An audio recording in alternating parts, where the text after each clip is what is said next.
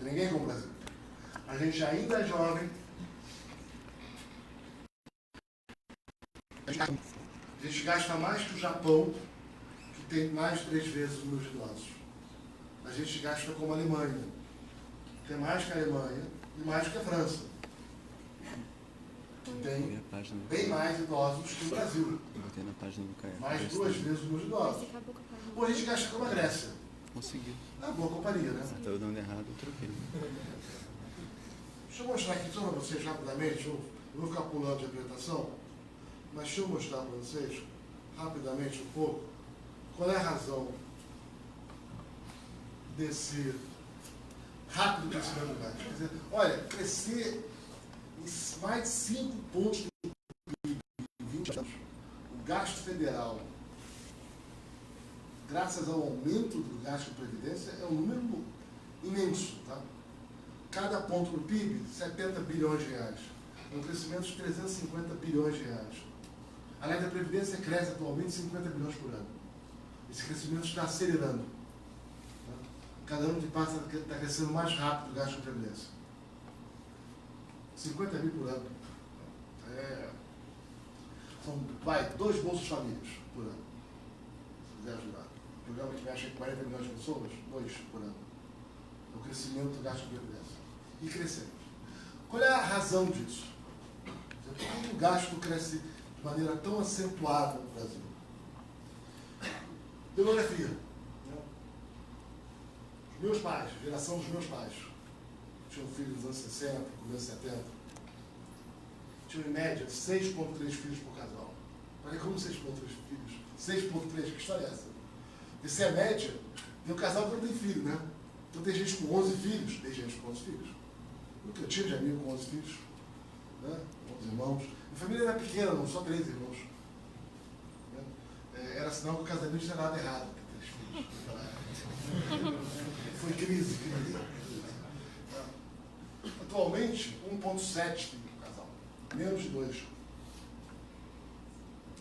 É uma mudança dramática em uma geração. A minha geração.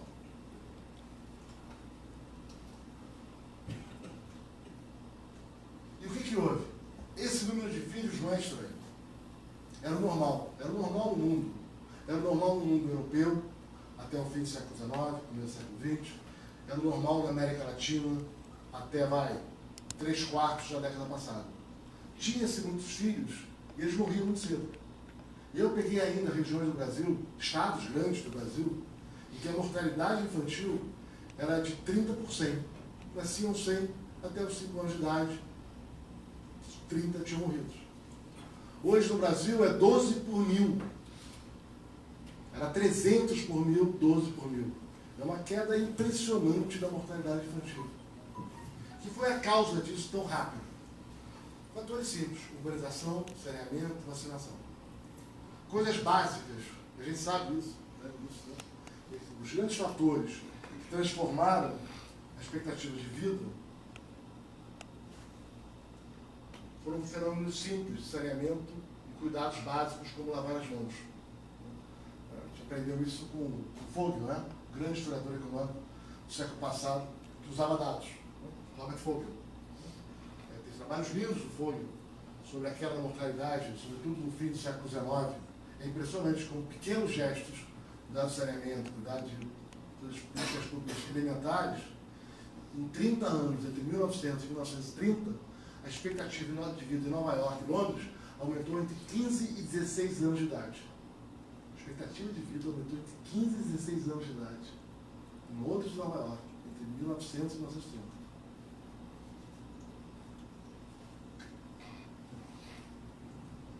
Bom, o que aconteceu? Essa geração teve muitos filhos e, ótima notícia, não morreu. Isso é, 20 anos depois, essa geração chega no mercado de trabalho uma quantidade imensa de jovens. É a minha geração. E minha geração teve bem menos filhos, e a geração que vem em seguida quase não tem filhos. Isso significa que a minha geração vai começar a envelhecer. Geração com muita gente. E a geração que vai chegando tem menos gente. Vai colher.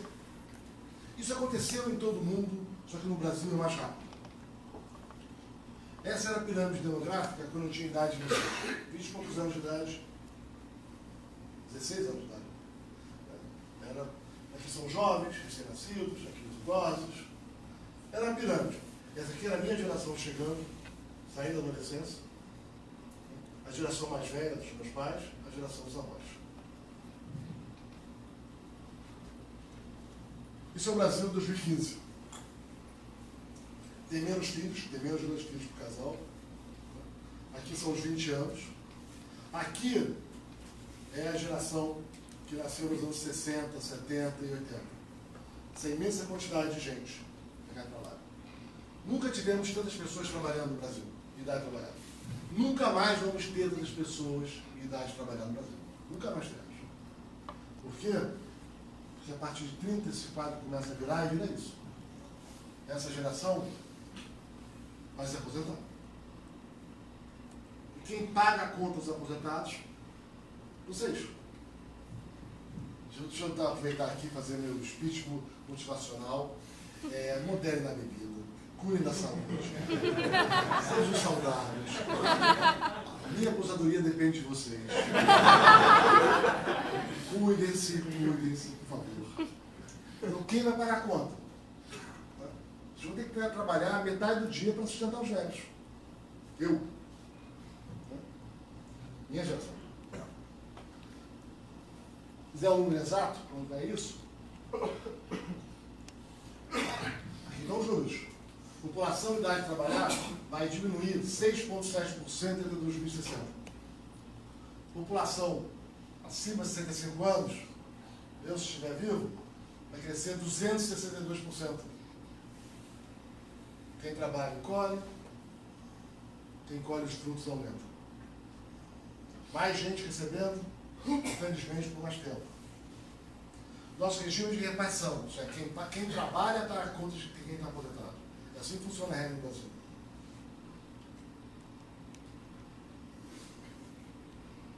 Não é à toa, isso aconteceu nos principais países. O Brasil só é atrasado. Isso conheceu. E foi mais rápido aqui. Em geral, a França aconteceu esse projeto, esse processo na França, tomou aí 3, 4, 5 vezes mais tempo. Dependendo de como você marca o começo ou o fim dele. Só para terminar aqui os dados da Previdência, aqui estão os jovens, quem trabalha, quem fazendo corte de 60 anos, os jovens, 2000, quase 8,5 trabalhadores com idade ativa para cada aposentado. 8 para 1, 8 trabalhando, 1 aposentado. 2030, 4, 8 para 4, que é a metade. Olha como cresce o número de pessoas no meio. Agora, vem 60, cresce a conta.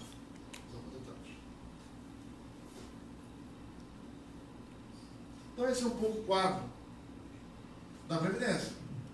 Quer dizer, o mundo fez reforma da Previdência há 20 anos, 30 anos. As pessoas estão irritadas, está polêmica, está manifestação na rua, não gostam. O governo faz reforma, não é reeleito. Há 30 anos, há 20 anos atrás, não agora. Agora foi, agora a gente ficou pobre. Já perdemos o bonde. Já foi. Agora é damage control. Isso aqui foi o crescimento do gasto de previdência social entre 88 e 2015. Aqui é o percentual do PIB, aqui é o percentual dos mais velhos. Olha o quanto cresceu o percentual de idosos, 80%, mas olha quanto cresceram as despesas, 230%.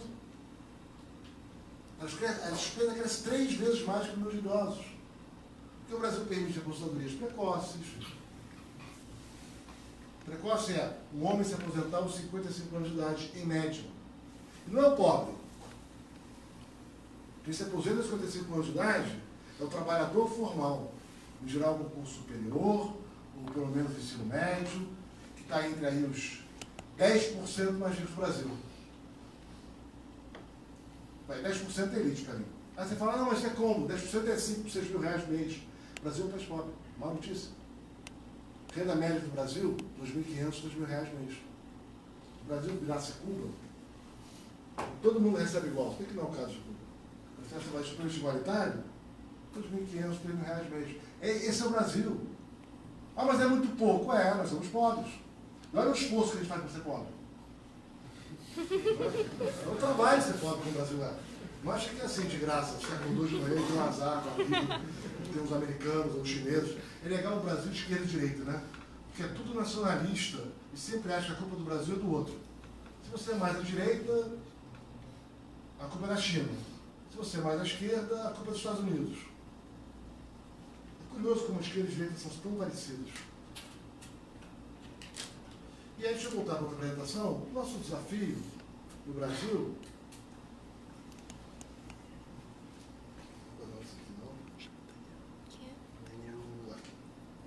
O nosso Brasil, se a gente quiser sair dessa armadilha, é crescer, aumentar a produtividade, gerar mais renda por pessoa trabalhando.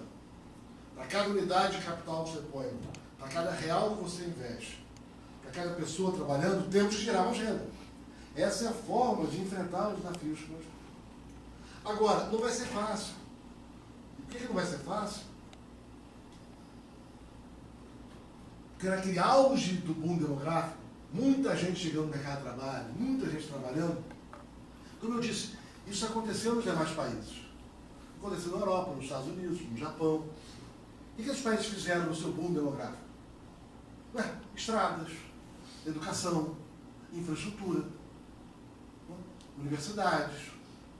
Sobretudo, educação e infraestrutura.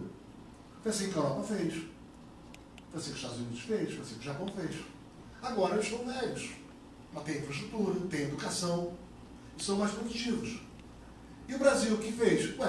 Desperdiçou. O que virou todo o dinheiro da geração que trabalhava, né, jovens, dos anos 70, 80, 90, 2000? Não sei. Virou muita estrada? Não, não virou. Virou educação para a maioria, gastando esse dinheiro educando a população, tem uma população bem educada no Brasil, e que aprendeu matemática, aprendeu português, bom nível. Não temos. Não temos. O que a gente fez com o dinheiro? Não sei. O BNDES doou 110 bilhões de dólares em subsídios. O seu dinheiro que foi e não voltou. 100 bilhões de dólares em 4, 5 anos. E aí? Cadê a fábrica? Cadê o aeroporto? Cadê o porto? E que deu esse dinheiro? Para que serviu gastar dinheiro com o Compete no Rio de Janeiro? Essa refinaria funciona, vale a pena, é eficiente. E Abreu e Lima? E as regras de conteúdo nacional? E o dinheiro para a indústria automobilística? Tem uma indústria automobilística moderna, dinâmica, inovadora. A gente jogou fora o dinheiro. Agora não tem dinheiro, não tem infraestrutura, não tem educação. Mas o país ficou pobre. Dá para compensar? Não sei, né? Agora que a gente perdeu a oportunidade, perdeu. Podia ter virado Chile. Se o Brasil tivesse crescido com aquela média de emergentes fora da América Latina, entre 94 e 2016, o Brasil hoje seria tão rico quanto o Chile. Não estaria ruim, né? Aqui está tendo noção do crescimento do Brasil em relação a emergentes. A linha preta é zero. Aqui é quando a gente cresce igual aos emergentes. Isso aqui é um mundo que existe, do qual vocês não têm memória. Pré-94. Hiperinflação. O Brasil crescia bem menos que os emergentes. Menos 8, menos 6, menos 4, menos 2. Veio o Plano Real, e até 2010, o Brasil teve um comportamento medíocre, mas não desastroso. Isso é, entre 94 e 2010, o Brasil pelo menos crescia, na média, 1,5 ponto abaixo dos emergentes.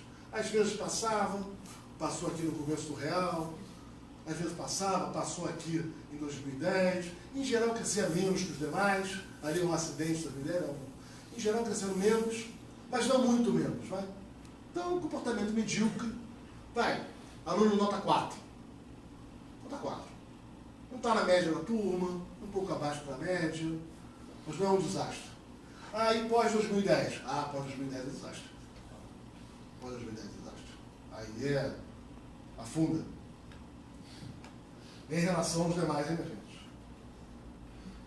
E esse desastre, o desastre está na onda. Isso tudo começa em 15.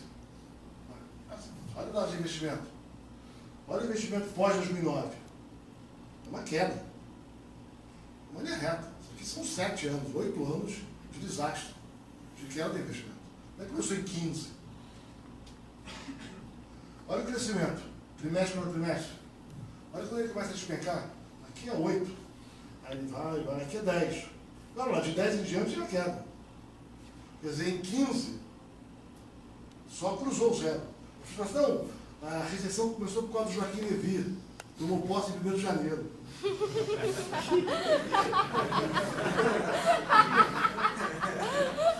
Não, aqui, ó, do Joaquim. É óbvio que vocês estão vendo aqui do Joaquim.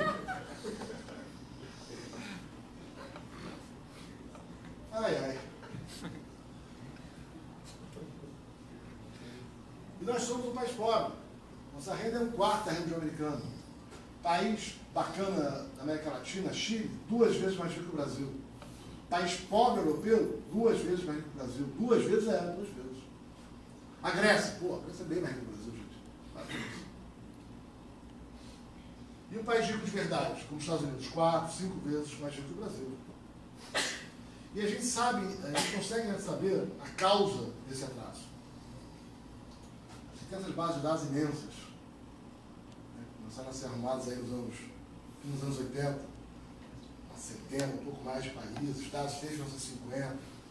E a gente sabe a modelagem macro para tentar controlar os efeitos, aquelas barrel regressions, e muita base de dados auxiliar que foi construída, né, para estimar impactos de instituições, regras do jogo e outros aspectos sobre o desenvolvimento. Então, dados indicadores de funcionamento do judiciário, da infraestrutura, de características da população. O que a gente pode afirmar hoje com algum grau de segurança? Você sabe o seguinte, vou falar um pouco de economia talvez aqui, se tiver tempo. Vou falar depois de economia. Vai, vou falar aqui. A gente sabe que pouco menos, a melhor estimativa atual, é que pouco menos da metade da diferença de renda entre país rico e país pobre, pouco menos da metade, é investimento em educação.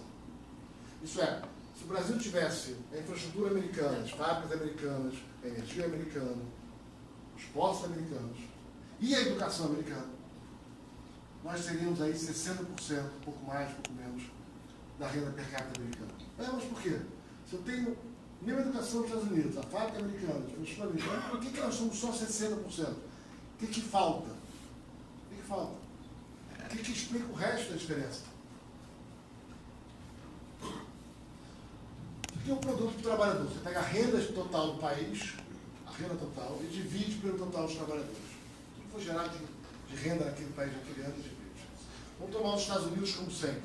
Ele é o parâmetro.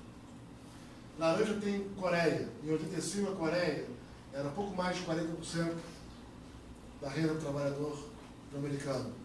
Em 15, a Coreia enriqueceu. Desculpe, Taiwan. É 85%. A Coreia conseguiu dobrar nesse período. Em relação à fronteira do mundo, que é os Estados Unidos. Vermelho é o Chile.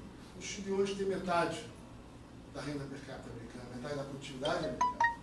Aqui está a China e Índia, aqui embaixo. Né? E dependendo da base de dados que você usa, a China, que está em verde, já passou o Brasil. Já são os 2 azuis, a Coreia sobe e o Brasil cai. O Brasil ficou mais pobre em relação ao resto do mundo nesse período. 30 anos. 30 anos.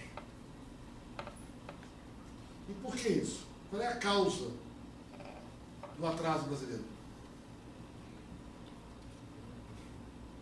Vou ter que corrigir depois aqui o infraestrutura. 4 principais causas que a gente pode separar. Primeiro, baixa educação. Segundo, infraestrutura. Então, uma população pouco educada em relação aos nossos pais, tendo uma infraestrutura deficiente em relação a países parecidos. As regras do jogo, as instituições que modelam a economia de mercado no Brasil são deficientes, elas induzem comportamentos oportunistas e elas tomam muito mais tempo e desgaste para resolver problemas do que em outros países, eu volto a isso. E a proteção de empresas ineficientes. Vamos chegar lá. Vamos por partes. Aqui um pouco dados de educação. Aqui são dados do Ricardo Paz de Barros. Aqui é quantos países gastam em educação. Tem estudo aqui. Para quem não consegue ler, tem Dinamarca, Nova Zelândia, Suécia, Costa Rica, até China. Laranja é sempre o Brasil. O Brasil gasta bem com educação. Aqui em 2014 gastava 5,5% do PIB, esse dado está próximo de 6% do PIB. A gente gasta bem mais do que os países emergentes em geral com educação. Bem mais. A média aqui mundial, 4%. Se for para países emergentes, pouco mais de 4%, se não são países emergentes, pouco menos de 4%. Então gastamos bem com a educação. Nós nos esforçamos como nunca. E olha como está a taxa de crescimento do gasto com a educação. Olha quanto cresceu o crescimento anual do gasto com a educação no Brasil. Mais de 10%, 12% em 2005 e 2011. A gente gasta muito, porque esse gasto vem crescendo muito ao longo dos anos. A sociedade brasileira entendeu que a educação é importante, resolveu botar muito dinheiro na educação. E botamos. Essa é a boa notícia. A má notícia é que, no caso do Brasil, deixa eu direto para a conclusão, não deu certo. Isso aqui é nota nas provas do MEC, né? Ou na UVERJ, que já dá o lado dramático, porque o UVERJ é ensino médio, anos finais de fundamental, que é o fundamental 1. Os dados são comparáveis entre anos. Mas piorou. Não botou mais dinheiro? Botou. E aí? Melhorou um pouco no Fundamental 1, não muito no Fundamental 2, e no médio piorou. Mas como assim? Você botou mais dinheiro? Cresceu o gasto mais choquei em outro país do mundo, estamos falando de 2 décadas. E não deu certo? Não deu. Devia ter animado esse gráfico, mas vamos lá. Como é que está aqui? Você tem vários países. Aqui é o Chile. Quanto que ele tinha de escolaridade em 1980, quanto que ele tem de escolaridade em 2010. Passou de 6 anos e meio de escolaridade para quase 10 anos, no chileno médio. Entre 80 e 2010. 30 anos. E o produto por trabalhador? Passou de 20 e poucos mil dólares para pouco mais de 30 mil dólares. Você educou mais a população no Chile, e ela produziu mais para o trabalhador. Bacana. Vai 3 vezes. Razão 3 pronto. Para cada ano a mais, gera 3 a mais, 3 mil dólares a mais. Malásia também. Malásia tinha 4 anos e meio de escolaridade em 80, agora tem quase 10. Né? E o produto cresceu de 10 mil dólares para quase 25 mil dólares. 2 vezes e meio. Para cada ano a mais. Não é mal. China também, 3,5. 80, 2010. Cresceu 1, cresce escolaridade, cresce produto do trabalhador. Coreia, um espetáculo. A razão é de 7, 6,8. Notável crescimento da escolaridade, um notável crescimento da produtividade. E o Brasil? Não, o Brasil deu errado. Conseguimos educar bastante a população, aumentamos a escolaridade e não aumentamos o produto. Mas o que deu errado aqui? Como diz o PB, a gente conseguiu inventar uma educação que, felizmente, não coaduna com o mercado. Não está subordinado ao mercado. Por quê? Eu não sei para que serve. Por que não aumenta a produtividade? Hoje não, fazemos grande pesquisa acadêmica também não. O que aconteceu? Eu não sei. E a gente sabe. Quando a gente compara, com a saída da piada, o aprendizado dos jovens, o que é o fundamental para se aprender cedo, que você carrega para a vida, que é a linguagem, nós chegamos, no meio da adolescência, atrasados. Nós não conseguimos ensinar português e matemática direito para os jovens. E o resto todo vai embora. Não aprendeu português e matemática? Pois é. Deu zero. É muito difícil e muito caro você vai depois todas as pesquisas de Heckman e 500 mil autores. Muito bem. Então, a educação, não sabemos fazer educação direito. Quer dizer, na verdade não é bem assim, sabemos. É que a gente não faz. Sabemos. Tem cidades que conseguem ter, cidades muito pobres que conseguem ter indicadores excepcionais de educação. Né? E o básico de educação não tem mistério.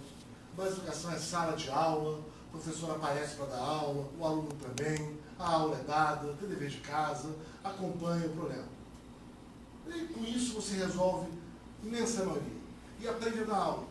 Como é que ensina fração, como é que ensina português, como é que ensina gramática. A gente sabe o básico de aula.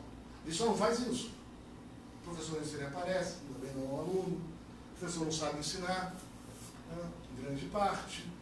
Não tem muita gestão na sala de aula, não tem muita gestão na escola. Dá os acha que dá. Dá os acha que dá. Tem faltas programadas. A gente não faz a bagunça que a gente faz com a educação e acha que vai dar muito certo. Né? Educação. Primeiro ponto. Segundo, esse foi a grande aprendizado da economia nos anos 90, começo dos 2000. As regras do jogo, as instituições são relevantes para o crescimento. Como é que a gente testa isso? Como eu falei, existem bases de dados de mais de 100 países ao longo de 60, 70 anos. Dados agregados, você pode fazer todos os controles estatísticos. Você cria, por exemplo, indicadores de eficiência do judiciário. Quanto tempo demora a retomar uma garantia em caso de inadimplência? Tem país que é rápido. Olha, não paguei minha dívida. O banco vai, rapidamente, pega o carro de volta. Não tem burocracia, não tem custo. Ele perde pouco com a inadimplência. Tem país que demora muito. No Brasil demora muito. Peguei um financiamento para casa e não consegui pagar. Quanto tempo demora para retomar a casa? Vários estados americanos é muito rápido. No Brasil, muitas vezes você nem consegue retomar a casa. E é muito caro o custo. Ou uma garantia real, um empréstimo para uma empresa, uma máquina. Bom, a gente mede. O que acontece quanto mais difícil é retomar uma garantia? Bom, é fácil. O mercado de crédito funciona pior e o país é mais pobre. Países onde é mais difícil retomar garantias, ficam mais pobres em relação à fronteira do mundo. Tem várias medidas dessas bases de dados. Essa é uma agenda de pesquisa que tem mais de 15 anos. E é muito indicador que foi construído. Muitos resultados. Qualidade de instrumentos de crédito e capital, acesso a informações. Quer dizer, é uma literatura mais sofisticada que você consegue, para muita gente surpreendentemente, né, que a maneira como a sociedade organiza as suas instituições e a eficiência tem efeitos secundários sobre o crescimento. Às vezes você olha um caso particular, uma empresa inadimplente não conseguiu pagar a dívida, mas se o credor retomar o bem de capital, ela fecha, vai gerar desemprego. Não deixa retomar. Resultado, mais desemprego em outro lugar. O país fica mais pobre. Tem efeitos colaterais. O oportunismo e o populismo, com frequência, têm efeitos colaterais desastrosos sobre o crescimento econômico. Acho que a dificuldade um pouco de entender essa agenda, entender essa pesquisa de economia, é que a gente caiu aqui num debate extremamente superficial. O que é bom para botequim, isso é ruim para o país. Como se o contraponto fosse ser liberal ou ser intervencionista. Ser mercado ou ser Estado.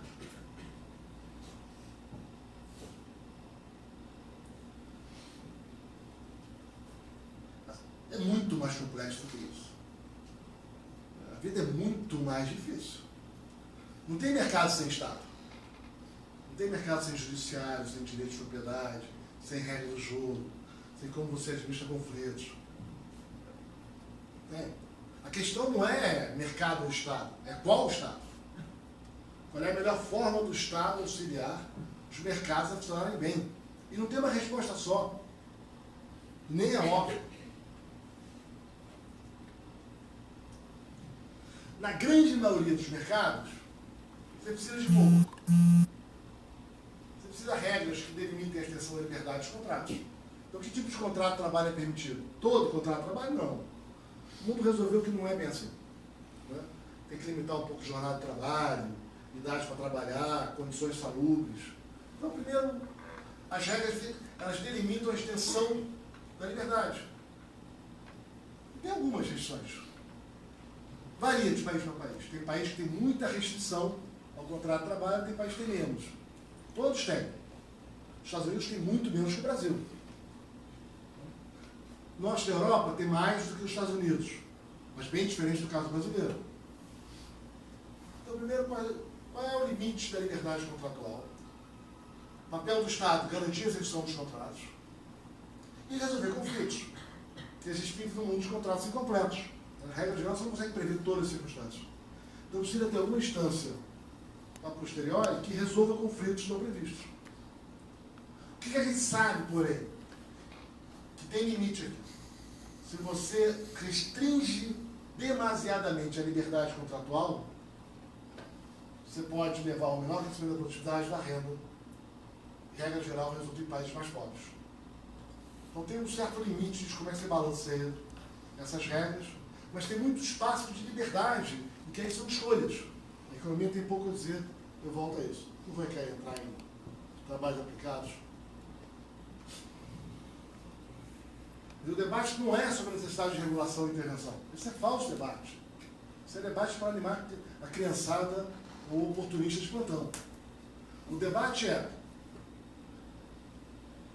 qual a regulação eficiente? E depende do caso, não tem regra geral. As regras que tornam mercados de bens de consumo duráveis, não duráveis e vários serviços eficientes não são as mesmas que permitem o desenvolvimento eficiente da oferta de energia. É um mercado extremamente complicado. Muitas vezes nós, economistas, temos que desenhar mercados que eles não existem. Como é que eu faço um mercado para venda de direito a transmitir dados em ondas? Não existe esse mercado, não tem direito de propriedade. Como é que você faz isso? Como é que você faz o leilão para isso? Não era trivial. Se achar que fazer leilão para privatizar ou vender coisa, é que nem leilão de arte, rasga o diploma de economista. Regra geral não é, depende das circunstâncias. Tem leilão de empresas ascendentes, com 1000 regras diferentes, depende do caso, possibilidade de conluio. Tem técnica, não é essa superficialidade que a gente viu. Acha que fazer leilão é vender obra de arte, dá a bobagem que deu o leilão de telefonia no Brasil. Não é assim que se faz leilão. Depende das circunstâncias, depende das características do bem, depende das características do mercado. As regras de intervenções, por outro lado, também podem se tornar disfuncionais. E elas podem ter um efeito contrário ao pretendido. As regras de intervenções mal feitas podem levar o país à pobreza. A gente assistiu isso. O governo tinha uma ótima intenção, queria reduzir o preço da energia. Interveio no setor elétrico. Bom, acabou, né? Ninguém mais quer investir no setor elétrico, não tem mais energia, está caro, é disfuncional. Foi uma lambança assim. Não acho que o objetivo era destruir o país. Não sei. Mas o setor foi para o chão. O setor foi para o chão. E assim, provavelmente, foi só uma inacreditável incompetência de alguém que não fazia, de alguém em um governo que não fazia a menor ideia do que estava fazendo. E a gente está pagando o preço disso há 6 anos e vamos pagar muito mais, porque o setor de energia foi destroçado. Ninguém quer investir, as empresas estão em situação difícil. Recuperar a confiança vai ser, sei lá, quanto vai custar, como é que faz. Conversa com o investidor e vê quem está disposto a montar uma hidrelétrica no Brasil. Mas se não tem energia, como é que faz para crescer? Ah, não sei, não. As concessões mal feitas. Todo mundo está em crise aí.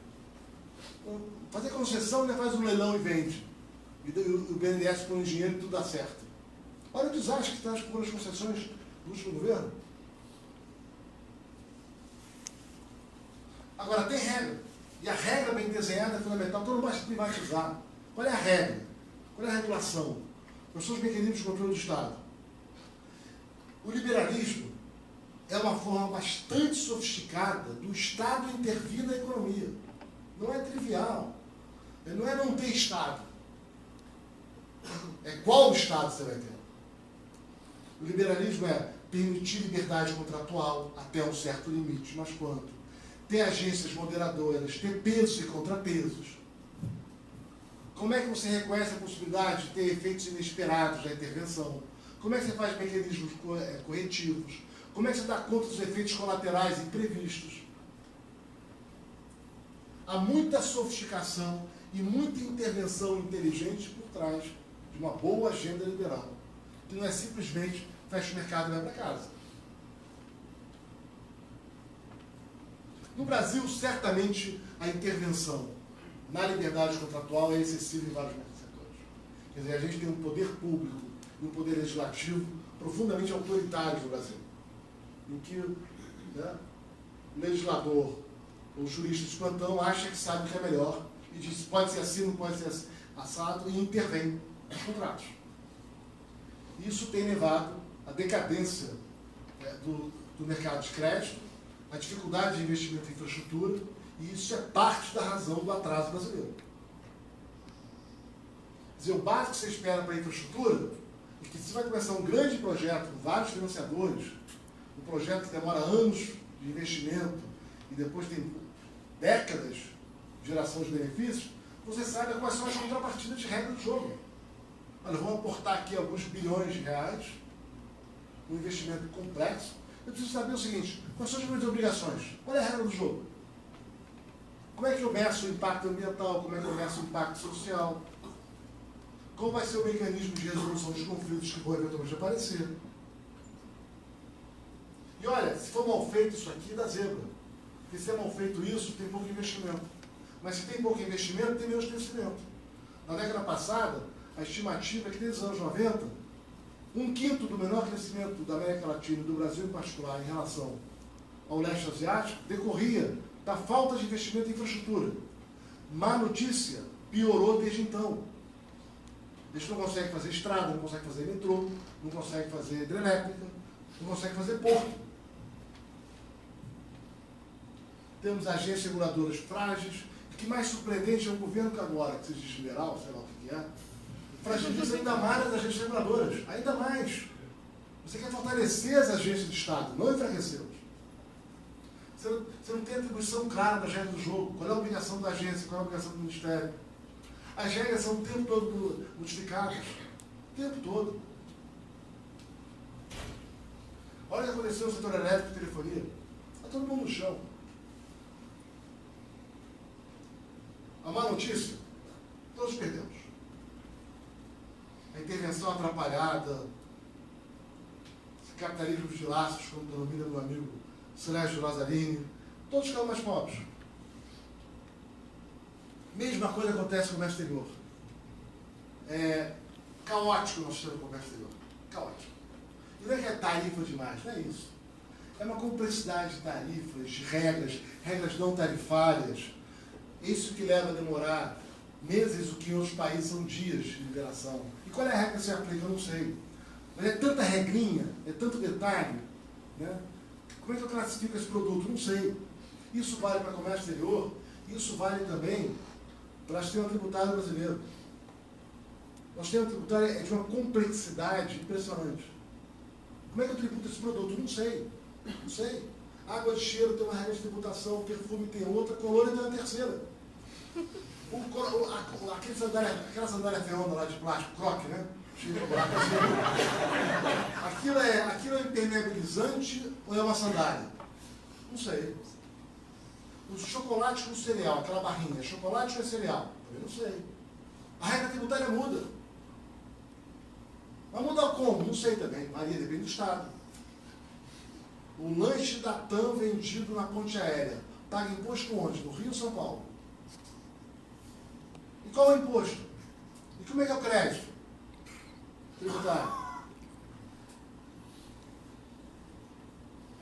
Comércio exterior é a mesma coisa. Nós somos provavelmente a economia do mundo mais fechada para a importação de bens. Como assim a mais fechada? Bens manufaturados. Provavelmente a mais fechada. Certamente uma das mais complexas. Não tem nada comparável. Isso ainda é uma grande reforma, gente. Isso aqui, como na tributária, não é uma grande reforma. Não é fazer uma reforma, mas acabou. Não é. Isso é trabalho de verdade. Trabalho de anos, de acertando pequenas normas, pequenas regulações. Agora, isso aqui é parte da incompetência do setor público e parte do oportunismo do setor privado. É alguém que tem uma dificuldade de competir com algum produto de outro lugar, que põe uma regrinha no comércio exterior, que inventa uma norma técnica para poder ficar, diz que tem conteúdo nacional. Aí vai gerando esse caos. Cada um tentando proteger o seu, dá um desastre brasileiro. E como a gente não tem acesso ao mercado internacional, não tem escala. Os bens de capital são de pior qualidade, os insumos são de pior qualidade mais caros. Como tem conteúdo nacional, não, você quer importar essa máquina? Eu faço. Aí você faz o processo, você fala, eu faço. Aí você faz um ajuste do seu processo produtivo para fazer algo parecido com aquilo que ele ia importar, que é muito melhor e mais barato.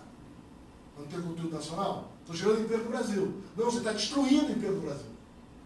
E quem está na frente da cadeia produtiva compra bens de capital e insumos de pior qualidade. E o país fica mais pobre. Um bando de fabriqueta que não tem escala, não tem tecnologia, não tem conhecimento, que só sobrevive pela proteção. Isso leva ao baixo crescimento da produtividade. Crédito igual, mesmo problema. As garantias são um pouco confiáveis, você faz uma lei, o judiciário fala, não vale, coitado da empresa, vai quebrar. A jurisprudência, tipicamente do Brasil, muda o contrato para favorecer o inadimplente. Os bancos estão desistindo do Brasil, estão indo embora do Brasil. Já de bancos já saiu do Brasil, quebrou no Brasil, é impressionante. Mas como? O lucro dos bancos não é alto? O lucro dos bancos é tão alto, né? Mas que banco? Que história é essa? A superficialidade do debate do Brasil é impressionante. Né? Todo mundo tinha que rever Bruxa de Salem, do Arthur Miller, entender o que é, né, o desvario da caça às bruxas, né, na ausência de evidências. Lê a manchete do jornal e fala, o lucro de banco é alto, o spread do Brasil é caro, então o banco ganha muito dinheiro com os spreads, né, é um cartel, e tem que quebrar esse cartel. Mas se é assim, por que os bancos foram embora do Brasil? Ah, detalhe, Banco do Brasil ganha dinheiro, só abre o balanço, fazendo muita coisa que não é ser banco de varejo. Não ganha dinheiro com crédito. Cadê o cara que ganha dinheiro com crédito no Brasil? Eles ganham dinheiro com seguros, com previdência, com gestão de recursos, com banco de atacado. Nada disso é banco lá fora. É o balanço do All-Star. Quem faz banco de atacado, Merger and Acquisition, é Goldman Sachs, que não tem agência. No Brasil, os bancos entraram em várias outras áreas, e aqui é o recurso deles. Não em crédito. Não em crédito. Então, por exemplo, o desastre do leasing. Há 10 anos atrás, leasing era um mercado de 110 bilhões de reais. 110 bilhões de reais. Bacana. Financiava carros baratos, máquinas, enfim, várias modalidades de crédito que tinha. 110. Crédito mais barato. Aí começaram as ações oportunistas. Algumas cidades começaram a falar, não, tem que pagar ISS onde o carro é vendido. Tem um leasing, né? Então o carro vale 100, desses 100, 2 é leasing, aí a cidade cobrava o ISS sobre os 100. Não, mas os 100 é o carro, não é o leasing. Não, mas sempre vai, depois a gente vê. Mas cobra na cidade vai vendido ou não? Aí vem os advogados com uma lei, para, enquanto está em disputa, faz um depósito judicial. Aí tem outra lei que a cidade saca o dinheiro do depósito judicial para seus gastos. Aí a cidade perde a ação no STJ. Cadê o dinheiro? Ela não tem, eu não posso pagar. A Receita Federal começa a disputar qual é a base de arrecadação do leasing. Aí começa mais confusão. Aí tem um cliente que fala, peraí, eu não estou pagando o carro, verdade, peguei o leasing e não estou pagando. Mas eu já paguei mais da metade da dívida. Logo o carro é mais meu que do banco. Eu devia 100 e paguei 60. Com quem fica o carro? É comigo. E o judiciário brasileiro concede. Bom, resultado do oportunismo generalizado e da incompetência imensa. O mercado de leasing era 110 bilhões de reais há 10 anos. 110 bilhões. Atualmente, 10 bilhões. De 110 para 10. A família não tem mais empréstimo barato. Só quem tem empréstimo de leasing é clientes espetaculares que não tem risco. As prefeituras não têm mais onde arrecadar impostos, nem a Receita Federal. Você destruiu um mercado de crédito por uma combinação de oportunismo desenfreado das receitas e de inadimplentes com incompetência do judiciário, que não sabia muito bem o que estava fazendo. Agora é bom que não tem mais disputa judicial, não tem mais imposto, não tem mais empréstimo e os juros aumentaram.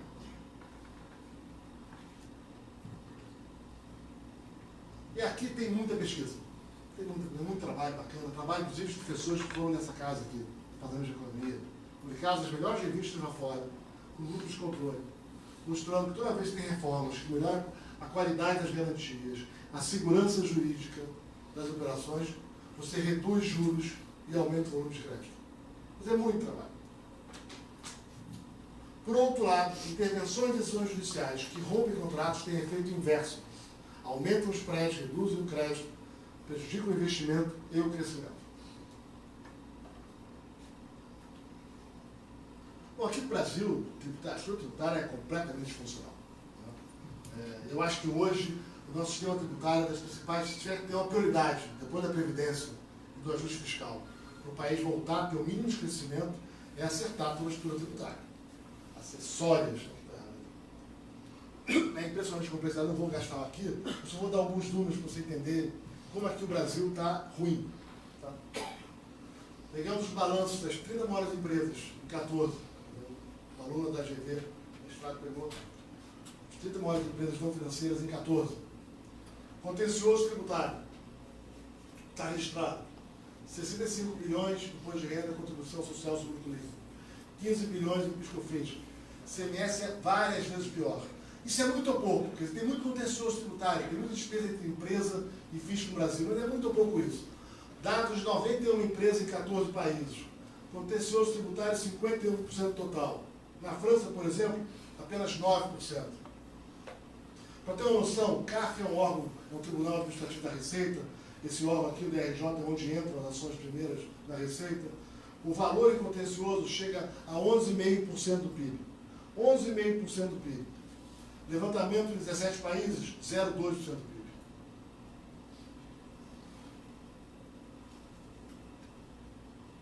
É astronômica, 50 vezes a diferença. 50 vezes o contencioso tributário das empresas do Brasil, em relação à média dos países. É algo assim, é muito errado. É muito fora. Não tem. Você pega grandes empresas no Brasil tem muita grande empresa cujo contencioso tributário é maior que o seu patrimônio líquido. O estrangeiro não entende, vai embora, desiste do Brasil. Fala assim, que história é essa? Lá fora tem uma ação, tem uma dúvida, tem um conflito. Mas não tem um patrimônio da empresa envolvido em conflito. Não existe isso. Bom, o sistema é confuso, caro, complexo, é uma quantidade de regras que ninguém se entende, a Receita faz a discussão normativa, tem um conflito completamente disfuncional. Dá um exemplo, vou dar um exemplo bem simples. Vamos lá, a empresa quer contratar um trabalho em advocacia. A empresa quer contratar um trabalho em advocacia. É a mesma empresa, o mesmo trabalhador. Ela pode fazer vários arranjos tributários. Ela pode contratar como trabalhador. Ela vai gastar 100, quanto o trabalhador vai receber? 50. Entre contribuição, previdência, tributo, etc. Gasta 100 e chega a 50. Ou pode gastar menos de 15 em tributo. Como é? Vira PJ. Se é advogado, então, tão simples. Mas como é que vai variar tanto a obrigação tributária para fazer o mesmo serviço? Pois é, isso é um sistema disfuncional. E é anotado isso. De novo, água de cheiro e perfume. Vamos lá. Sistemas tributários diferentes. E colônia, um terceiro. Sistema tributário, a regra tinha... Mas leite é importante. Não é assim que se faz política pública. Porque tudo é importante, cultura é importante. Por que papel para jornal é imune e não paga imposto? Papel para embalagem de remédio paga imposto? Não é assim que se faz política pública. Assim você torna o Brasil Brasil. Você faz um sistema tributário que seja o mesmo para todos os produtos e setores. O mesmo, e simples. Aí você quer fazer uma política para ajudar o consumo de cesta básica, você faz uma política pública para este fim. Você desenha a política para o fim. Você não fica dando, fazendo atalhos, jabuticabas, para distorcidamente conseguir fazer alguma coisa. Não é assim que se faz. Assim se gera um caos institucional no nosso país. Você quer beneficiar algum produto. Ontem estava um amigo meu aqui no Rio comentando, que aí queriam fazer uma política para incentivar a compra de livros, então o livro é imune no Brasil, não paga imposto, mas aí o problema é, e as revistas de banca? Não, essas têm que pagar imposto, porque é comércio. Então, exclui os periódicos. Aí alguém se tocou depois. Mas chega as revistas acadêmicas, paga até com o dinheiro do governo. E são periódicos. Aí vira um caos. É muito melhor, todo mundo paga imposto igual. Livro, remédio, pão, leite, carro, bens de luxo e não de luxo. Você quer fazer política para os mais pobres? Você faz política para os mais pobres. Faz. Faz um Bolsa Família, faz programas específicos. Mas você vai na causa raiz. Você não faz o puxadinho.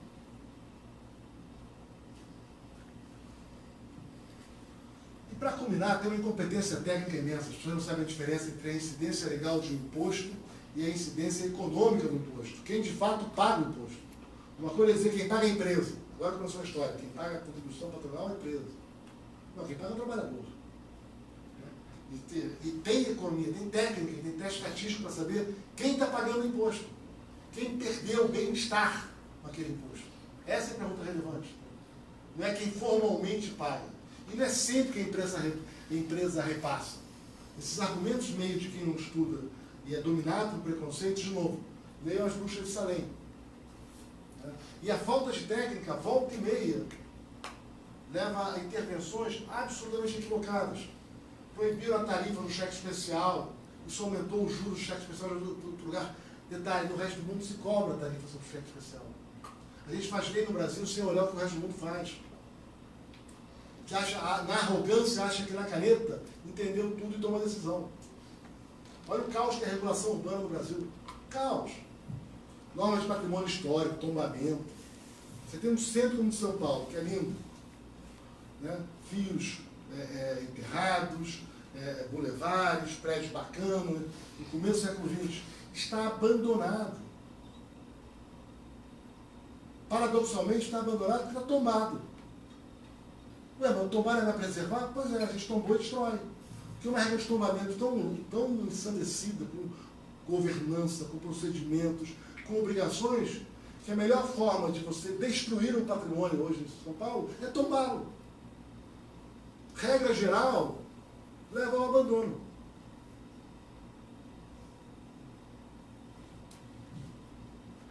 O centro de Lisboa, sobretudo o Chiado, que escapou do... Chiado não tira de fora, que escapou do maremoto, uma parte ali. Mas o grande centro de Lisboa foi destruído naquele terremoto em meados do século XVIII. Marquês de Pombal era lá era o dono do espetáculo, então.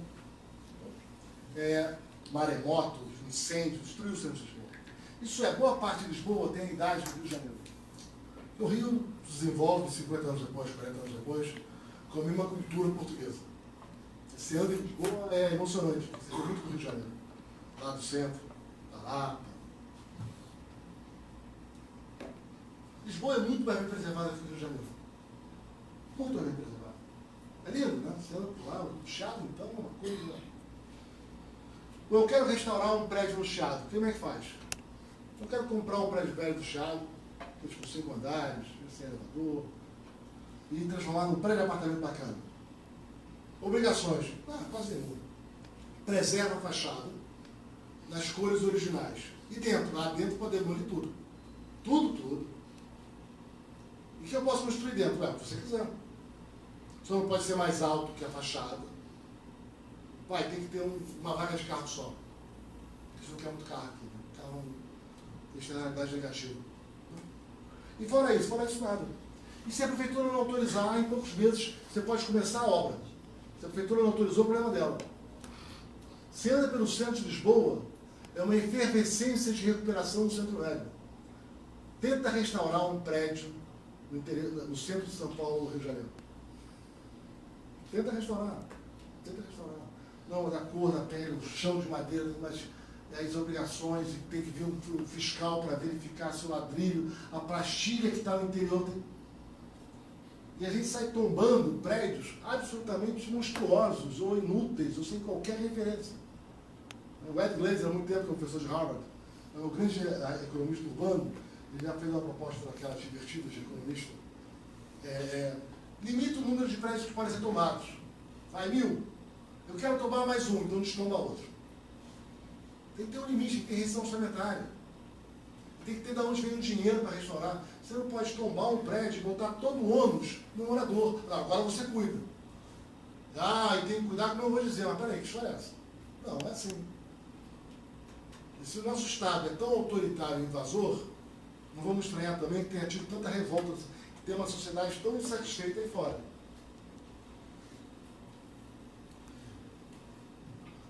Gente, eu vou parar bem por aqui, mas só para dar uma noção eu falei de uma quarta causa do atraso, é a proteção de empresas eficientes.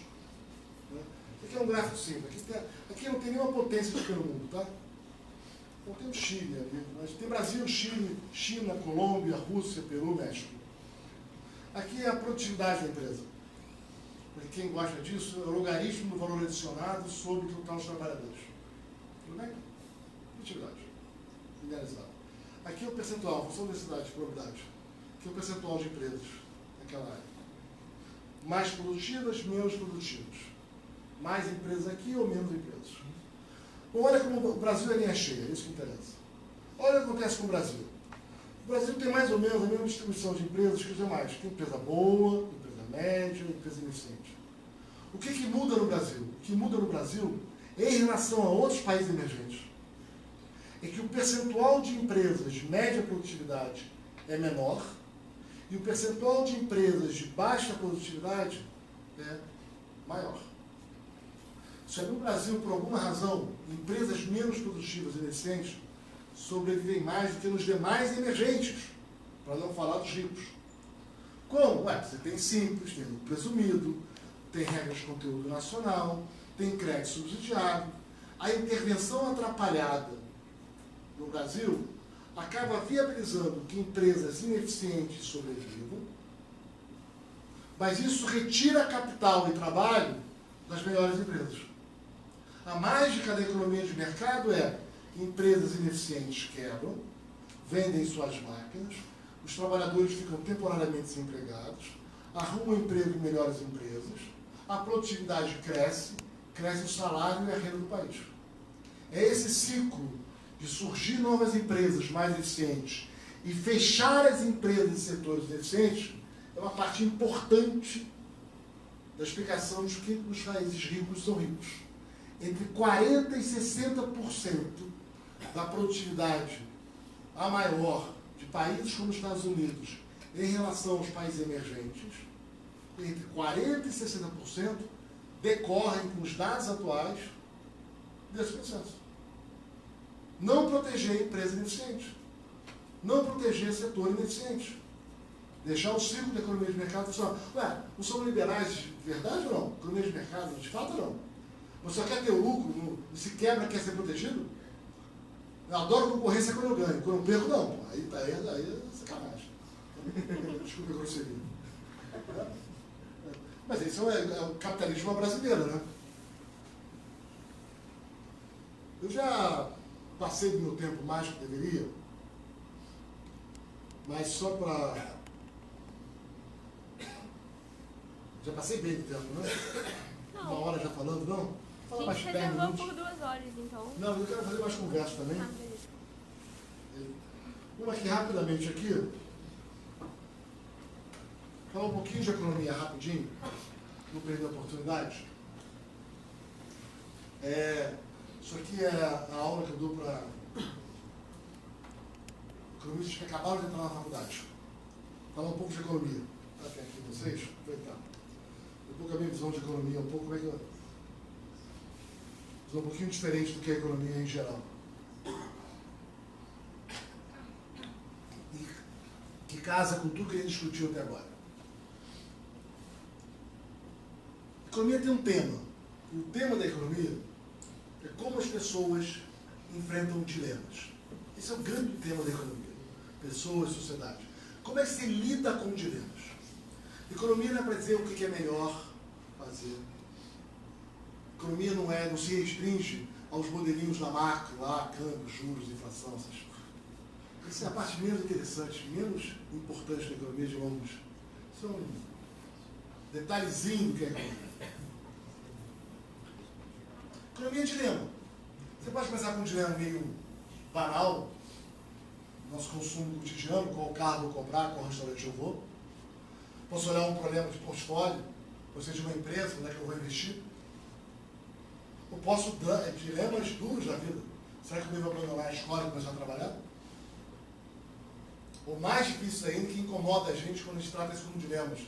Será que eu devo cometer crimes? Tem crime feito por rico, crime feito por pobre, tem pobre que trabalha e não faz crime. Por que algumas pessoas na comunidade, rica ou pobre, escolhem por crime e outras não? Se é sobre dilema e a frase é tão vaga, será que também dá para tratar temas de casamento? Será que quantos filhos tem? Será que a gente escolhe quantos filhos tem? Parece que sim, né? Tinha uma geração que tinha 6 filhos, ponto 13 em média. Então parece que há algo ali que levava. A maioria tem muitos filhos, agora tem 1,7. Parece que tem algo que vai para além do acidente ou de temas idiosincráticos. Então, uma mudança tão grande entre duas gerações, tem algo maior que talvez valha a pena ser estudado. Também quero saber como é que pode melhorar a eficácia de programas de política, por exemplo. Como eu posso ter uma política mais eficaz para reduzir a miséria? O tema da economia é dilema. E dilema, gente, sempre significa porém. Então já fica aqui o recado seguinte. Se tem um economista falar, tem uma maneira de melhorar a vida de todo mundo, não custa nada, vai todo mundo mais feliz. Deve ter algo de errado. Provavelmente é com você que está ouvindo isso. Na hora que começa a ter solução, fácil. É fácil, gente. O Estado gasta mais, a sociedade fica mais rica, isso gera mais renda, mais emprego, mais investimento, aí paga mais imposto, que paga o gasto público. Ué, bacana, né? Acabamos de inventar um modo perpétuo. É tão fácil ficar rico, é só gastar mais. É fácil. Pô, como é que ninguém pensou nisso antes, gente? Tão óbvio. Gastar mais fica mais rico. O dilema significa, porém, regra geral, depois, é óbvio que tem casos de Pareto ineficiência, que dá para melhorar todo mundo, mas são casos muito raros, que requerem diagnósticos muito precisos, para entender quando a sociedade cria uma encrenca em que ela está num Pareto ineficiente. Então o dilema significa, porém, olha, o perfil daquele restaurante, mas ele é mais caro, é mais longe. Eu posso ter um projeto bem mais lucrativo, mas ele é mais arriscado. Então, porém, começar a trabalhar antes permite ganhar dinheiro mais cedo. Mas estudar pode aumentar meu salário depois. Estou trocando salário, maior salário na frente, por maior salário hoje. Nada fácil. Cometer crimes pode permitir receber um dinheiro rápido. Mas pode resultar em culpa ou punição. Quer dizer, economia estuda o dilema, e o dilema, regra geral, não sempre, mas regra geral, traz consigo o tema do porém. Tem isso, porém tem aquilo. Nunca é um jogo unidimensional de ganho. Você vai ganhar de um lado e perder por outro. E dilemas não existem assim abstrato, não tem uma regra geral. Toda vez que eu estou num problema em economia, um dilema em economia, eu vou ter vantagens, desvantagens, e eu vou ter as condições de contorno, para entender. As condições não são as mesmas.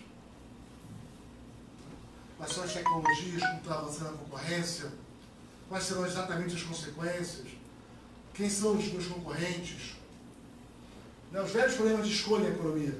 Eu devo parar de procurar um emprego ou continuo procurando? Nós tive uma ótima oferta. Paro de procurar ou não? Bom, depende. A economia está crescendo, não está crescendo, tem recessão, não tem recessão. Ao olhar o dilema, nós temos que entender as situações do caso particular. Nunca é uma tese geral. Não tem resposta. Primeiro, se é dilema, não tem resposta fácil. O dilema depende das suas preferências. Vai. Tem uma coisa boa e tem uma coisa ruim. Como é que você pondera as duas? Não sei. Isso não cabe a nós, economistas, dizer. A nós cabe apresentar o dilema, estimar os seus custos e as suas condições de contorno. A escolha cabe às pessoas. E em economia, gosto não se discute. Esse é o lado da economia realmente liberal. Economia, gosto não se discute. Será eu que não prefere, gente? Tem gente que prefere jazz. Eu adoro jazz. Eu gosto de samba, choro. Rock legal. Rock legal. Progressivo, então tem que pensar, quando começa aquele bate-staque que o pessoal gosta de eletrônica hoje, cai embora. Esse bate-staque é música para quem não sabe dançar, né? Porque ele bate o ritmo, né?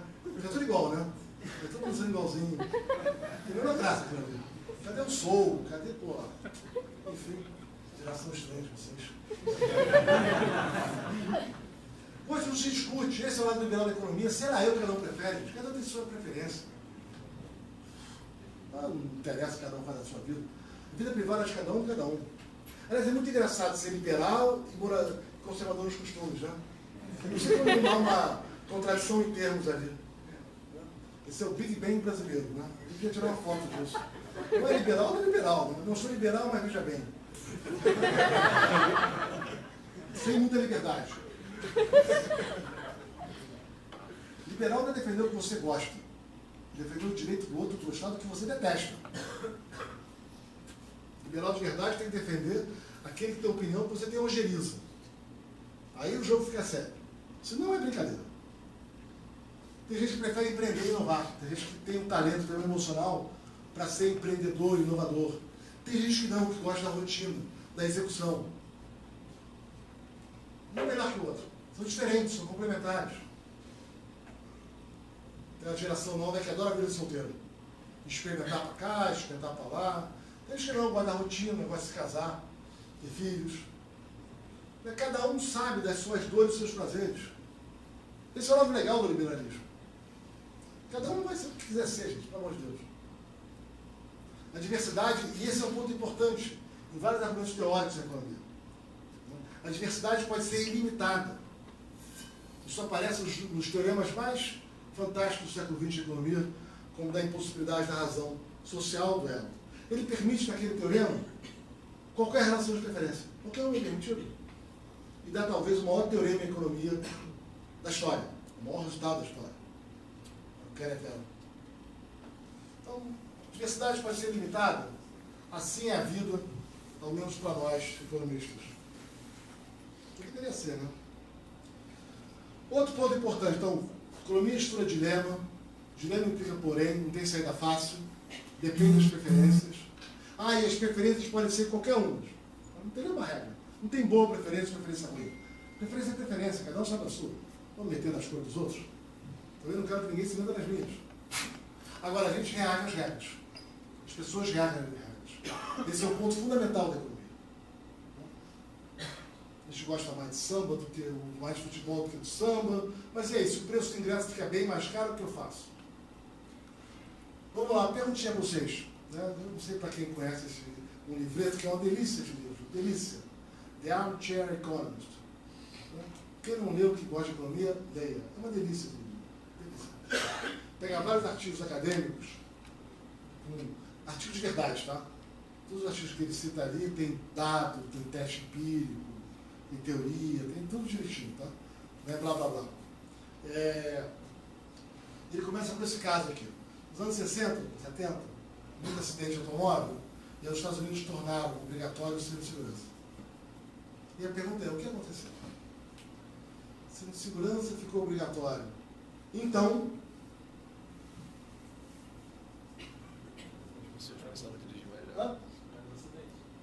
menos acidentes, menos mortes, certo? E aí? Acidentes mais letais. Não sei porquê, não. Ué, as pessoas não reagem às regras? Se o carro está mais seguro, o que todos nós, que somos imbecis, aos 19 anos de idade, fazemos? O carro está mais seguro, o que eu faço?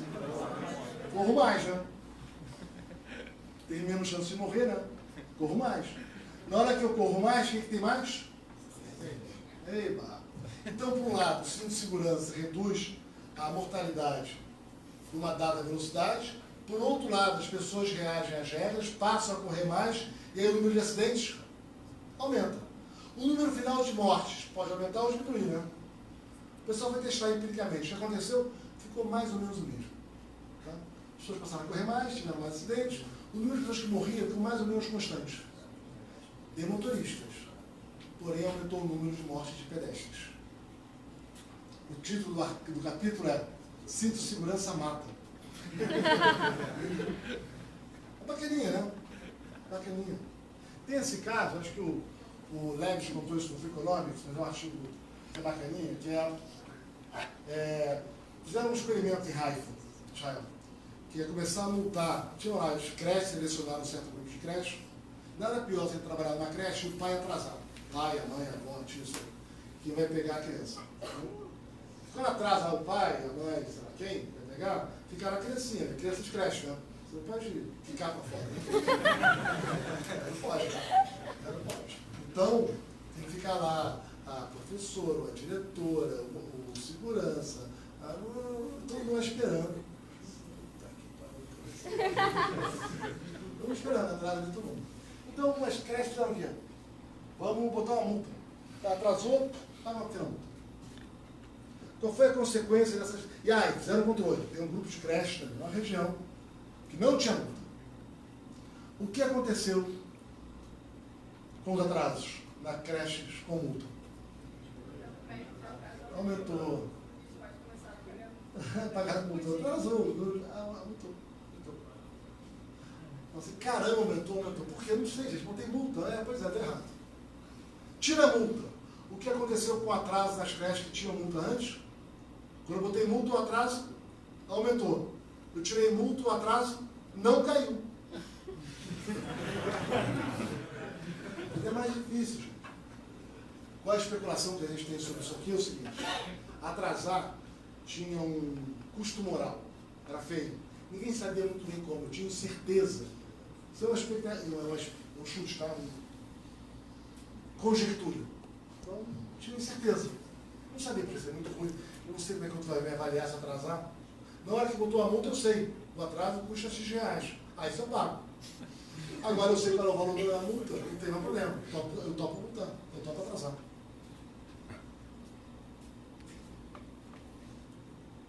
O caso do desemprego e seguro-desemprego do Brasil. Aqui você tem pedido de seguro-desemprego. Quantas vezes, milhares de pessoas que bateram no governo querendo pedir seguro-desemprego. Aqui é a taxa de desemprego. Estou falando de um país normal, para os Estados Unidos. O que acontece? Quando a taxa de desemprego aumenta, o pedido de seguro-desemprego aumenta. Certo? Brasil, é o contrário. Eu não entendi.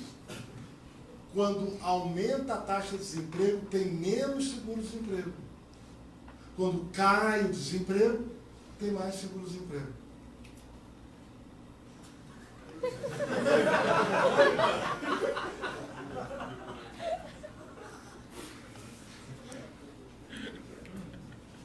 Então,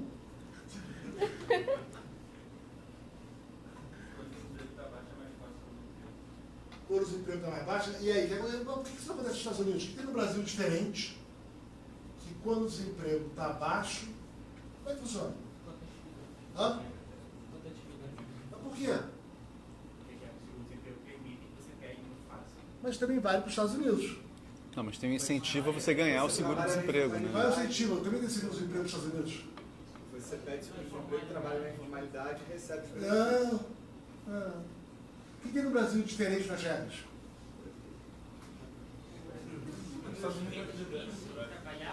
FGTS. Vamos lá. O que acontece então? Eu estou empregado. O mercado de trabalho está muito bem. O que acontece se eu fico desempregado? Se eu sou demitido, eu saco o meu FGTS e ainda pego uma multa. Bom dia. E ainda recebo seguro-desemprego durante um tempo. Se a economia está bem, eu consigo um outro emprego logo. Então, esse processo de ser demitido, quando a economia está bem, é bom negócio. Eu ganho dinheiro por isso. Eu tenho acesso ao meu desemprego. Se a economia está mal, não. Porque vai que dá errado, eu passo muito tempo desempregado. Não vale a pena. Então, o FGTS ele acaba gerando um incentivo, né, à rotatividade do trabalho quando a economia está aquecida. De novo, não é questão de direito do trabalhador ou não. Não é isso. Você pode fazer todo o direito do trabalhador. A questão é, a regra mal desenhada leva a um incentivo equivocado. Eu discuti uma reforma trabalhista como fosse a favor do trabalho, contra o trabalho. Não, esquece isso. Os incentivos estão certos. Eles induzem um comportamento bacana ou eles induzem comportamento oportunistas. Isso vale para o regime trabalhista, isso vale para o regime tributário, isso vale para o regime de comércio exterior, isso vale para o tombamento de prédios. Não é uma questão de um cabo de guerra em que você está a favor de Antônio ou de João. Não é isso. As regras estão bem alinhadas com o interesse social ou não. Agora, a gente sempre para no meio de uma conversa assim de Fla-Flu aqui no Rio, né?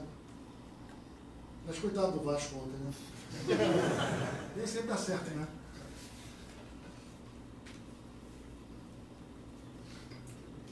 Agora, por que jogar naquele estádio vazio, né? Que estranho. Enfim, eu sou tão velho que sou na época que o Maracanã tinha geral. E a gente tinha de torcida organizada de jogo fora do Rio de Janeiro, de ônibus. Vamos lá. Bom, o ponto da economia é a escassez. A economia é o tema, uma parte do dilema vem da escassez. Tem escasso, não tem? Tem que... Aí, como é que ele administra a escassez, os incentivos para a geração de renda? Como é que ele administra a escassez? Né? Nos anos 70 teve o choque do petróleo. De repente o preço do petróleo nos pegou por 4. Vai acabar o petróleo, o mundo vai ficar mais pobre. Como é que faz com isso? Aí, vários países fizeram relacionamento. Então, quando eu tinha, sei lá, 10 anos de idade, menos, posto de gasolina abria fim de semana. Você tentava evitar, né? Como é que um economista reage a um choque do petróleo e à falta de gasolina? Qual é a solução? Faltou gasolina. Está faltando gasolina. O que você faz?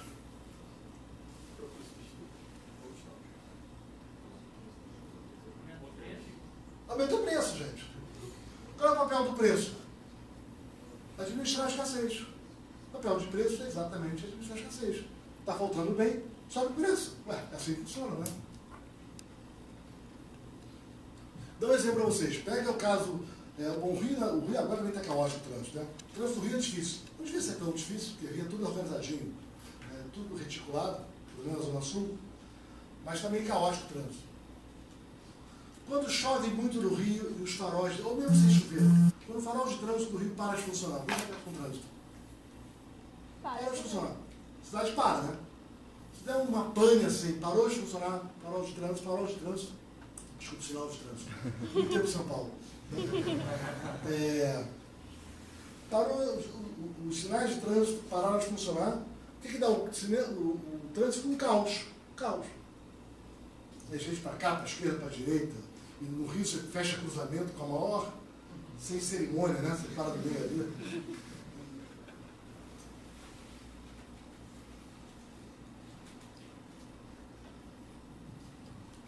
Agora vamos pensar uma economia de mercado. Quando eu penso em economia de mercado, não sei se sabe, deve ter refletido sobre isso, né? Deve ser o tema de primeiro curso de economia.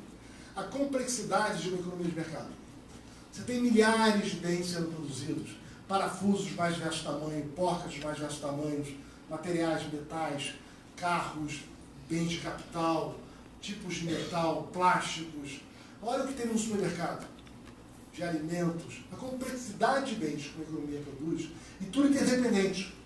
Para produzir aquele tipo de porca, teve aquele tipo de papel, o tipo de milho, que usou um certo tipo de bem de capital. Milhares e milhares. Você pega uma matriz em um produto. Impressionante. A sofisticação. Você tem nos detalhes da classificação IBGE, 4 dígitos. Como é que coordena isso? Como é que eu sei o quanto aquele tipo de máquina eu tenho que fazer, quanto aquele tipo de papel, o quanto aquele tipo de milho para cá, para lá, é milho para fazer álcool, não é milho para fazer ração, que tipo de ração para que tipo de animal, vou botar no trem para ir para a esquerda ou para a direita? Como é que se dá esse processo de coordenação da economia de mercado? Porque a economia de mercado, de repente, não tem um congestionamento que tem uma cidade como o Rio de Janeiro, quando os faróis queimam. Quando os faróis queimam, dá engarrafamento. É carro demais numa rua, de menos na outra. Sobra carro para a direita, falta carro para a esquerda. E uma economia de mercado? Como é que não sobra parafusos de um determinado tamanho esse ano e falta do outro? E era para produzir parafuso desse tamanho, caramba, errei. Produzir desse. Ah, você precisava de mais energia? Ai, fiz mais carro. Era bem de capital assim, eu fiz assado. Como é que se dá o processo de coordenação das decisões individuais de produção numa economia de mercado, com a complexidade das economias modernas? Não tem uma CET, não tem um órgão de trânsito com um farol, fulano faz tantos livros, ciclano tanto de papel para livro, não para remédio, aqui tanto de aspirina, um pouco menos, ensino precisa de menos. Não tem um coordenador geral do que cada um tem que produzir numa economia de mercado. E, no entanto, você chega no supermercado e tem o bem que você quer. Você é um empresário, tem os insumos que você quer. Como é que se dá essa coordenação numa economia de mercado? Quem são os faróis de trânsito de uma economia de mercado? Preço. Lei de oferta e demanda. Preços. Os preços. O farol é o preço, é o sistema de preços. Preço é o grande sinaleiro da economia. Ele fala, está demais isso aqui, está faltando aquilo ali. O preço é o grande coordenador, o sistema de preços, a genialidade do sistema de preços. Eita, agora foi.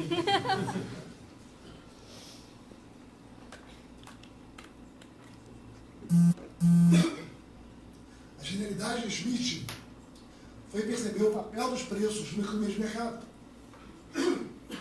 Essa é a genialidade. E depois vai ser elaborado toda a teoria geral, teoria dos jogos. Teoria dos jogos, depois vai ver como é que eu desenho as regras quando não tem preços. Toda a teoria de desenho de mecanismos, vinda de Myerson, princípio da revelação, para quem o Elon também contribuiu tanto. Espero que vocês aprendam tudo isso, tá? Tem vários mecanismos de coordenação, de definição de regras, para além dos preços. Os preços funcionam em muitos casos. Em geral, os preços funcionam. Nem sempre. Muitas vezes as regras não permitem mercados, você tem que criar os mercados, tem que criar os incentivos. Quando os incentivos e as regras criadas podem ser eficientes, toda a discussão do princípio da revelação. Agora, muito bacana toda a teoria, toda a discussão, toda a conceituação, mas eu posso sempre formular teses, como essa de que preços coordenam. Como é que eu posso acreditar no que eu falo? E essa é a segunda metade das ciências. Como é que eu acredito no que eu falo? Eu posso fazer uma tese, uma narrativa, contar uma historinha. Olha, o Brasil está assim, porque assado, que deu isso, a coisa aconteceu aquilo, a incompetência aqui, blá, bando de adjetivo. Como é que eu confio? Como é que eu posso testar se o que eu falo é razoável, é aceitável, não é? Em que medida eu tenho que confiar no que eu falo? Posso fazer um argumento convincente, que foi um argumento que dominou a humanidade durante milênios, corpos mais pesados caem mais rápido. Aristóteles tinha sua inteligência, achava isso. A humanidade achava isso. Até Galileu, corpos mais pesados caem mais rápido. Pois é, não é verdade. Não é verdade. Como é que eu testo se aquela conjectura, se aquela tese tem alguma aderência aos dados ou não? A boa teoria, ela é boa. Não é quando ela é uma narrativa que dá conta do que aconteceu. Eu conto uma grande narrativa. Aí começa a discutir. A boa teoria, ela fornece uma conjectura precisa a ser testada. Eu tenho algo que eu posso testar. Nessas condições, tal fenômeno tem de ser observado. A boa teoria, ela fornece boas conjecturas. E essa é a importância da boa teoria. Agora, como é que eu vou saber? Porque eu posso contar lá e os dados podem parecer validar o que eu estou dizendo. Eu posso, sei lá, pegar uma série de dados aleatórios e chegar num gráfico como esse. Em vermelho, eu tenho o gasto americano em ciência, espaço e tecnologia. Em vermelho, ao longo dos anos. Em preto, eu tenho suicídios por afogamento, sufocação, estrangulamento. Olhei o dado, né? Essa é a regra do jogo. Terá o gasto. Lembrem sempre do Joaquim Levy, tá? Lembrem do Joaquim Levy. Mas aqui, ó. Gasto americano em ciência, espaço, tecnologia, suicídios, por aí fora. Vamos juntinhos, né? Olha só. Será que o gasto em ciência e tecnologia leva ao aumento de suicídios? Então, vamos pegar outro aqui legal. Isso aqui, o vermelho, é o número de pessoas se afogaram caindo numa piscina. Em preto, é o número de filmes que o Nicolas Cage apareceu naquele ano. Cara, faz sentido, vai. Numa boa, né? Não rola, né? Como é que eu sei? E é um velho tema, e esse é um tema bacana que a economia contribuiu tanto. Como é que eu identifico causalidade? Qual é a estratégia de identificação? Como é que eu posso ter segurança que, de fato, tem um teste aqui? Que parece que ela causou B. E esse é um ponto importante para vocês que estão fazendo, sei lá, a economia, a maioria, talvez, mas verdade não cabe na ciência. Sei que eu estou numa escola religiosa, eu não devia falar isso. A religião começa com verdade. A verdade cabe na religião, cabe na filosofia, aí você pode ter muitas verdades. Na ciência não tem verdade. Na ciência você tem a melhor conjectura possível que passou em incólume até hoje. Isso é ciência. Pensa, olha, o que eu posso afirmar, vocês viram várias vezes assim, eu falo aqui, a melhor evidência que eles podem te dizer, os dados disponíveis. Você quer a verdade? Muda de profissão. Ou vai ser economista. Ou muda de escola. Aqui no Brasil tem estudo, né? Estudo aqui.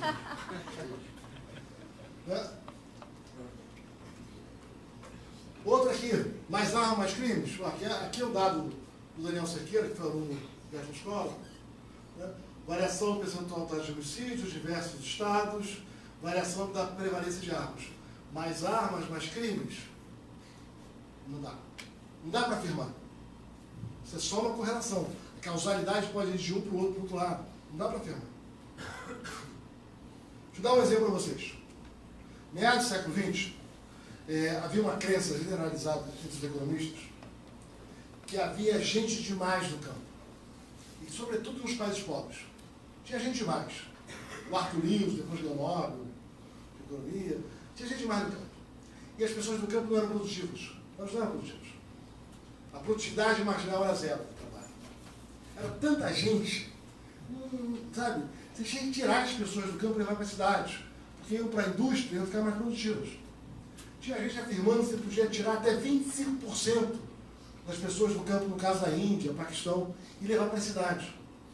Não é uma tese, né? Tem gente demais no campo. Né? Se tirar as pessoas, a produção não cai, porque estão sendo improdutivas. Ué, como é que eu vou saber? Essa era a tese. Essa tese moldou muito das políticas desenvolvimentistas dos anos 50, 60. Então, a gente vai rico se tirar as pessoas do campo, elas vêm para as cidades, a produtividade aqui é maior do que lá, e lá é zero. Esse é um grande economista que as pessoas esqueceram. Grande economista. Theodore Schultz. É meio um dos pais da escola de Chicago. É um dos pais da escola de Chicago, ele não era de Chicago, era de Iowa, nos anos 40, o economista estudava agricultura. E ele vai para Chicago, estava lá o Friedman e outros, Gary Becker era aluno ainda, né? E o Schultz era mais velho, e o Schultz está interessado nesses termos. Como é que eu testo essa hipótese? E ele estava olhando os dados da Índia, no começo do século XX. No começo do século XX, em vários países, em particular na Índia, mas também no Brasil, você teve a gripe espanhola. Foi uma doença avassaladora. Avassaladora. Ela matava muita gente. Milhares e milhares morreram. No caso da Índia, milhões. Né? Morreram naquele fim da década de 10. E ele observou nos dados da Índia que a doença não foi uniforme. Durou 1, 2 anos. É uma gripe relativamente rápida, uma epidemia rápida. E ela não deixa sequelas. Quem sobreviveu, sobrevive. Não afeta a produtividade da terra, dos animais. Então ela mata muita gente e acaba. E ela teve muita variabilidade no mapa da Índia. Teve região que morreu mais gente, região que morreu menos gente. Ele fez a seguinte pergunta: olha, meus pares dizem que se eu tirar a gente do campo, a produtividade não cai. Agora, para testar isso, eu preciso ter uma saída meio, né, aleatória das pessoas do campo. Bom, a gripe espanhola, de maneira trágica, tirou pessoas do campo de maneira meio aleatória.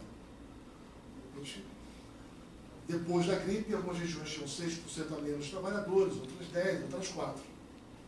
Será que a produtividade do campo, depois da gripe, é igual a de antes? Se a tese usual estava certa, deveria ser. A produção deveria ser a mesma. Se a tese usual, que a produtividade do trabalho era zero, tinha gente mais, depois da gripe, a produção deveria continuar a mesma. O número de pessoas caiu 6% em média, a produção não devia cair. Onde caiu 8%, não devia cair, onde caiu 4%, não devia cair. A produção devia ser a mesma em todos os lugares. Resposta dos dados: a produção caiu na proporção do número de pessoas. Onde a população caiu 6%, a produção caiu 6%, onde ela caiu um pouco mais, a produção caiu um pouco mais, onde ela caiu um pouco menos, a produção caiu um pouco menos. Isso é a tese de que a produtividade marginal do trabalho era nula, estava errada. Ela foi rejeitada pelos dados. O Schultz é o primeiro economista que eu conheço a usar experimentos naturais. De verdade. É genial. Os trabalhos dele são maravilhosos. Assim, e é só palavra, tá? Não tem uma equação, não tem uma regressão. Uma inteligência... Tem vários. Ele é o pai do conceito de capital humano. Começa com ele cunha o termo. Ele começa a associar educação e produtividade olhando os dados americanos, e aí depois vem Becker, Mincer e os demais. Grande economista.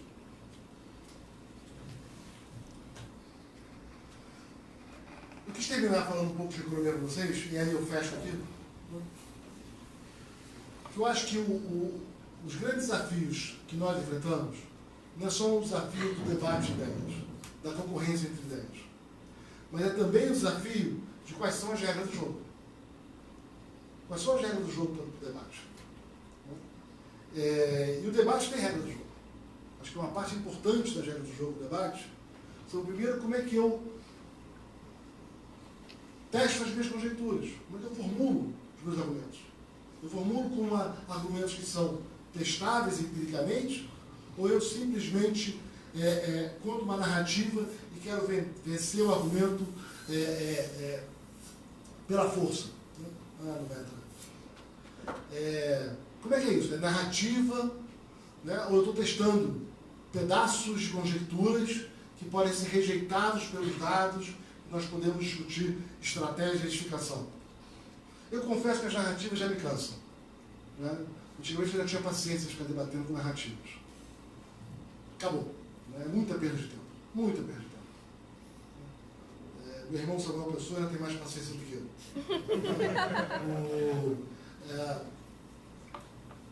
Vamos então debater conjecturas precisas? Vamos ver a historinha. Acho que essa é a primeira. O segundo é saber qual é a nossa limitação como economistas.